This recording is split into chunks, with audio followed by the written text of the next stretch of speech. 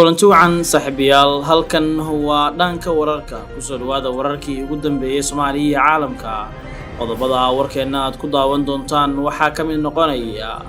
xaalka Muqdisho oo faraha ka sii baxaysa iyo ciidan saacadihii ugu dambeeyay soo galay gudaha magaalada Muqdisho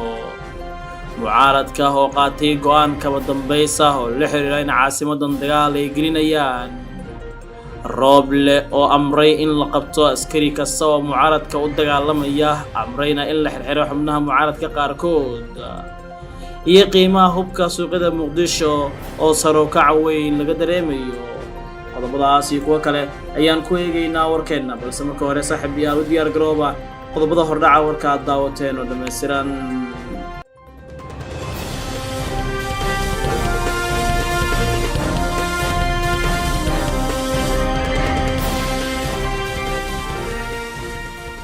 aynu ku bilawnay magaalada Muqdisho ayaa gashay xaalad jahwareer xilli cabsi weyn ay taagan tahay magaalada Muqdisho ee caasimadda Soomaaliya waxaa ka taagan qalqal weyn oo dhanka amniga ah kadib markii musharaxiinta mucaaradka ay si cad u sheegeen inaysan qayb ka noqon doonin doorashada Soomaaliya ilaa xal rasmi ah laga gaaro kuraasi hore loo boobay xubnaha musharaxiinta mucaaradka Soomaaliya ayaa sheegay in doorashada Soomaaliya sanadkan aysan ahayn mid lagu qanacsan yahay taabadalkeedana waxa ay iclaamiyeen duulaan ka dhan ah dowladda federaalka Soomaaliya xubno siyaasiyiin musharaxiin ah ayaa saacadihii ugu dambeeyay mareegtooda Facebook ku soo qorayay in xalka dambaysa ay gaareen oo ah in ay dagaal galaan maadaama la diiday in doorashada lagu heshiiyo saacadihii ugu dambeeyay magaalada caasimadda ah ee Muqdisho waxaa ka taagan jahwareer weyn oo dhanka amniga ah waxaa magaalada lagu arkayay ciidamo far badan oo isla dhaafaya kuwa mucaaradka u socday iyo ciidanka dowladda oo saakay xiray isgoys walba oo laga soo galo wadada Makaal Mukarrama ee magaalada Muqdisho xaalad kacsanaana ayaa saaka laga dareemayaa magaalada Muqdisho iyadoo mucaaradkuna ay qorsheynayaan in ciidamo ay ku weeraraan dowladda federaalka Soomaaliya xogaha kale ee dhanka wararka uu helay waxa ay tilmaamayaan in ciidamo mucaarad ka tirsan ay hadda soo galayaan gudaha magaalada Muqdisho isla markaana xalay ay ku hideen duleedka caasimadda xogta ayaa sidoo kale tilmaamaysa in deegaanka Garisbaalley ee duleedka Muqdisho iyo sidoo kale deegaanka Gubadley ee Muqdisho duleedkeeda waqooyi ay soo buux dhaafiyeen ciidamo militari oo kala yimid labada shabeelle kuwaas oo gudaha u soo gali raba gudaha magaalada caasimadda ah ee Muqdisho hase yeeshee dowladda federaalka Soomaaliya ayaa feejignaan weyn ku jirta oo la xiriirta in mucaaradka dagaal kale ay geliyaan magaalada Muqdisho waxaana caasimadda saakay lagu arkayaa ciidamo fara badan oo ka tirsan Haramcad, Gorgor, Duufaan iyo kuwa dharcad ah oo lagu soo daadiyay isgoysyada waaweyn ee caasimadda iyo meelaha magaaladan ay ka soo gali karaan ciidanka mucaaradka sida labada ex-control Afgoy iyo Balcad ee magaalada Muqdisho shacabka caasimadda oo markii hore amni darro xoogan wajahaya ayaa markan ka baqdin qaba in dushooda lagu dul dagaalamo oo mucaaradka sifilboodka ah ee dagaal afku ka saaran yahay mar kale ay doonayaan Muqdisho in mahadooyin kale ay dib ugu celiyaan ciidamadii mucaaradka ee intooda badan u dagaalamay bishii Abriil ayaa sanadkan aysan heli karin marka la fiiriyo maadaama ciidamada inta badan mucaaradka ee ku sugnaa shabeellada dhexe la geeyay howlgallo ka socda gobolkaas halkaas oo ku hayo General Taliye Biixi oo ciidankaas amar ku siiyay in aysan dagaal qayb ka noqon karin siyaasadaha ku milmi karin qaybna ka noqdaan howlgalka amni xaqiijinta ee shabeellada dhexe waana sababta ciidan tiro yar ay u helayaan xubnaha mucaaradka ah hase yeeshee xogta waxaa kaloo ay tilmaamaysaa in mucaaradka markan ay qorsheynayaan in ciidamo kale oo maleeshiyaad ah ay ka urursadaan gudaha magaalada Muqdisho kuwaas oo ay ku dhabar jebiyaan xubnaha mucaaradka dhinaca kale ra'iisul wasaaraha jamhuuriyadda federaalka Soomaaliya Maxamed Xuseen Roble ayaa faray ama amar siiyay ciidamada kala duwan ee dalka inay qaadaan howlgal walba oo lagu xaqiijin karo amniga caasimadda lagu soo qabto askari kasta oo mucaaradka la jira lana soo xiro xubno siyaasiyiin mucaarad ah oo uu tilmaamay Roble ayaa taliyaasha ciidamada booliiska militariga iyo sidoo kale nabad-sugidda ka dalbaday inay gacanta ku soo dhigaan dhammaanba ciidamada ka tirsan mucaaradka ee Muqdisho soo gali raba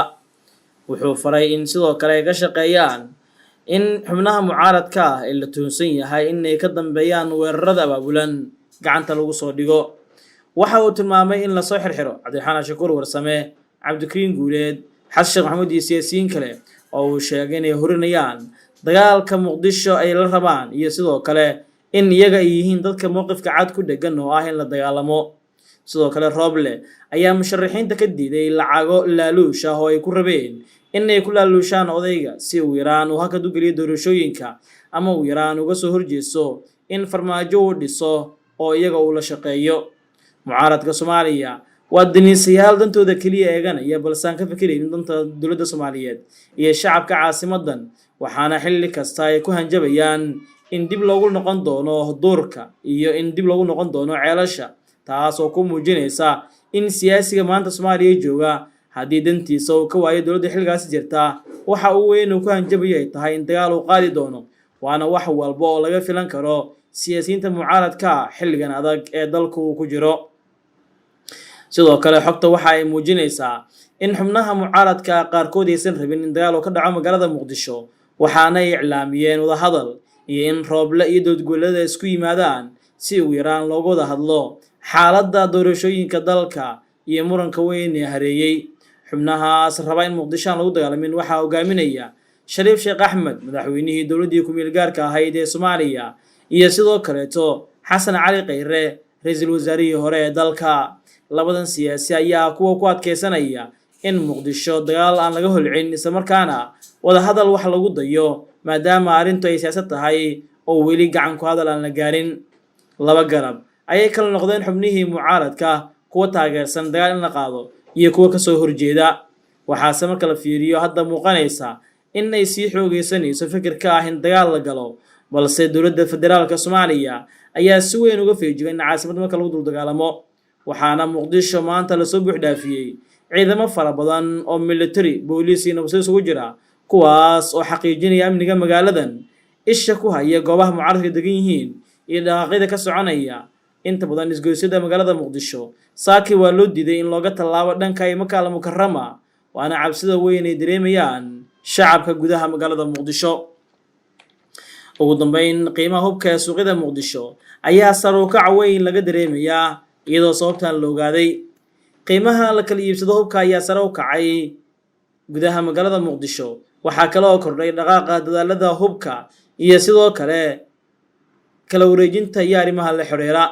xog ururin laga sameeyay suuqyada hubka ee Muqdisho waxaa ku cad in qoryaha qaar uu qiimahoodu kordhay 100% 8 bil ee ugu dambeysay, taasi oo muujinaysa sida dhaqaaqa uu yahay.